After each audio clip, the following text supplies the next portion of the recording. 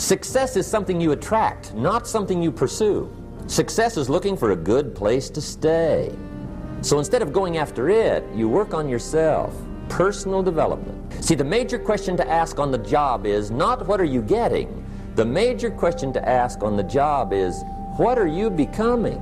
See, the big question is not what am I getting paid here. The big question is what am I becoming here? Because true happiness is not contained in what you get. Happiness is contained in what you become. There's a lot of things that can wreck your chances to do well. We live in a rather dangerous world, so you got to be not only wise, you got to be careful. Take full responsibility for what happens to you. It's one of the highest forms of human maturity, accepting full responsibility. It's the day you know you've passed from childhood to adulthood, the day you accept full responsibility. And another note, learn to reap in the fall without apology. Without apology if you do well, and without complaint if you don't. I used to blame taxes. Look what you got left after they take everything. And they expect you to do well. I used to blame the weather. I blamed the traffic. I used to blame my car. I blamed the manufacturers. I used to blame the company. I blamed company policy. I used to blame the training program. I used to blame the economy. I blamed the community. That's a pretty good list for not doing well, isn't it? I thought it was good. See, I used to blame everything outside. And then let me give you a little philosophy that helped turn my life around. For your notes, here it is. It's not what happens, but rather, it's what you do that changes everything. But it's not the happenings, it's what you do about it. Somebody says, yeah, but you don't understand the disappointments I've had. Come on. Everybody's had their share. Disappointments are not special gifts reserved for the poor. Everybody has them. The difference is what you do about it. It's not the weather. I used to blame the weather, and I discovered it rains on the rich. The major key to your better future is you. I used to wonder why two people could work for the same company, one make twice as much money.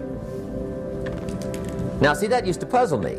And maybe they were the same age, graduated from the same school, live in the same community, work for the same company, with the same products and the same services. They've got the same traffic, the same problems, and one makes $1,000 a month, the other one makes $2,000 a month. Now that was my puzzling question. Why would this long list be the same and the money twice as much? I asked, what's the difference between $1,000 a month and $2,000 a month? But what makes the difference? Why would one person do twice as well, 3 times as well? Speaking economically, now I know there's more than one way to do well. I understand that. But in this little narrow area called compensation, what's the difference? Now if you can't get more time, which you can't, what could you get more of that would make a difference in economic results? And here's the key word. Make it a part of your notes. We're going to consider it tonight. The word is value. You can't get more time, but you can create more value.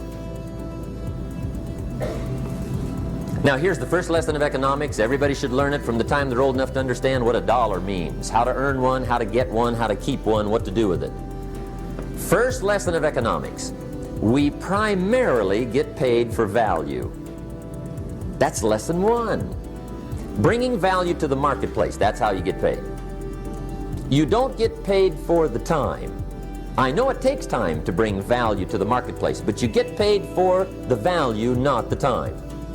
Is it possible to become twice as valuable at the marketplace and make twice as much money in the same time? Could you become 3 times as valuable? Make 3 times as much money in the same time? Is that possible? The answer is yes, if. And it's always if, right? Life is known as the big if. It's possible to do much better at the marketplace if you go to work primarily on yourself. People have asked me for the last 24 years, how do you develop an above average income? And the answer is, Become an above-average person. Develop an above-average handshake. Some people want to be successful. They don't even work on their handshake. As easy as that would be to start on. They let it slide. They don't understand. Develop an above-average smile. Develop an above-average excitement. Develop an above-average interest in other people. Develop an above-average intensity to win. See, that'll change everything. Probably one of the most frustrating experiences in life is looking for an above-average job with above-average pay without becoming an above-average person. It's called frustration. Work harder on yourself than you do on your job. If anybody would have asked me, age 25, Mr. Rohn, are you a hard worker? I'd have said, yes, I'm a hard worker. Check my record. I work as hard as anybody. And that was true. I was a hard worker. I really was. But see, that was my problem. I was working hard on my job, but I wasn't working hard on myself. And that was my reason for lack of progress. If somebody hands you $1 million, best you become a millionaire quickly, so you get to keep the money. Otherwise, sure enough, it'll disappear. Somebody once said, if you took all the money in the world, divided it up equally among everybody, it would soon all be back in the same pockets. Incredible. Some people look for more money, but they look for it in the wrong direction. The guy says, I need more money, I'm going to go work on my boss. Well, number one, bosses are notorious. They do not play fast and loose with the company till. I've never seen a boss get excited and triple somebody's wages, right? I mean, they don't behave in such an irrational manner. So see, that's not what you work on. Some people say, well, I'll go on strike for more. Well, big deal. The problem with that game is, once you start it, it's never over. You'll always have to strike. And I'll tell you what you get by demand. Little bitty pieces. Barely enough. And now inflation beats that game. Right? The guy demands 10%. Inflation's 12. He's behind 2. Right? I mean, it never ends. So see, that's not the key to success. Maybe survival, but not success. See, it's not what you get by tricks. It's not what you get by demand. It's what you get by performance that counts. For things to change for you, you've got to change. Life and business is like the changing seasons.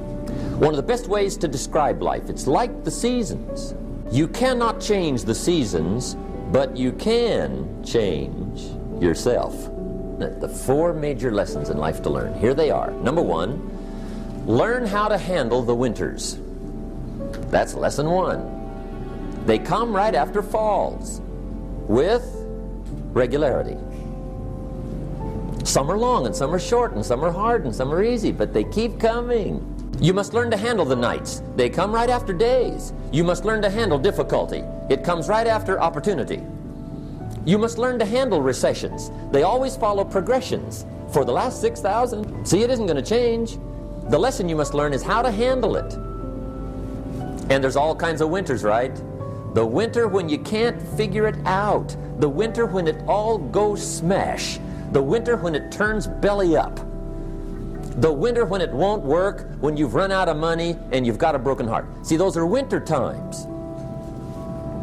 There's all kinds. Economic winters, social winters, personal winters.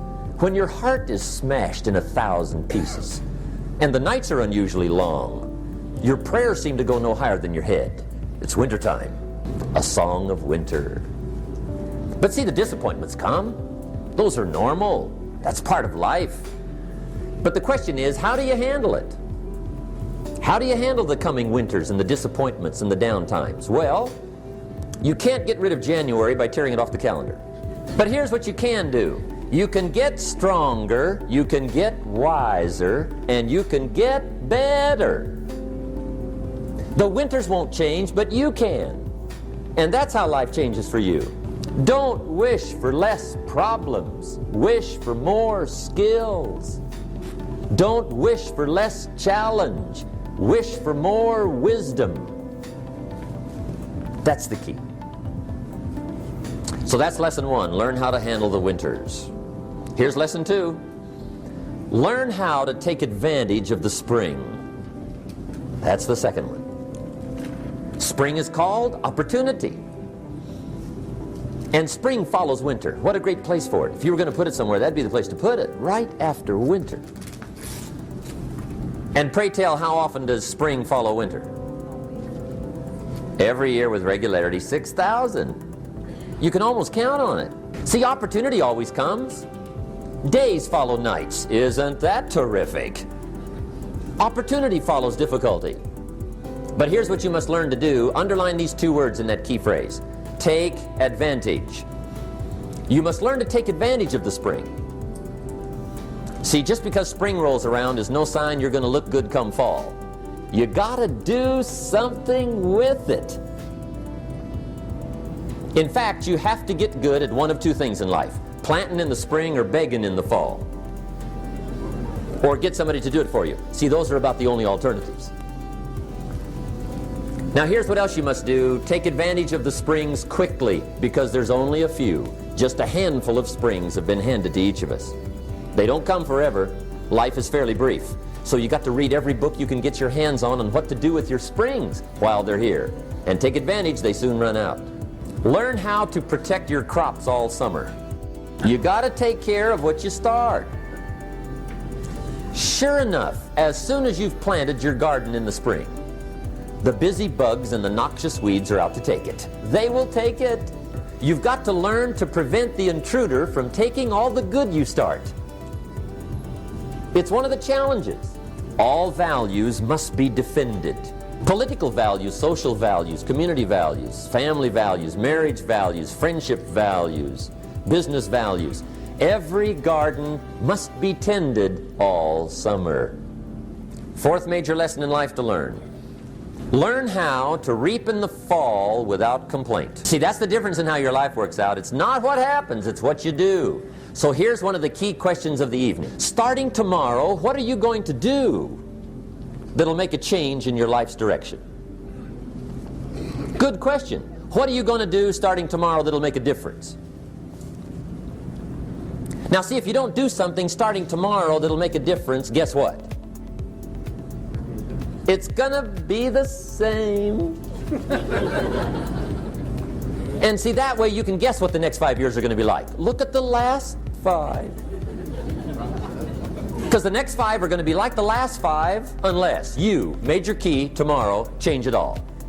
Or change a little, or change something, or don't change. It's choice time. You can do whatever you want. But it's nice to know any day you wish you can change your whole life. What can you do starting tomorrow that'll make a difference? Good question.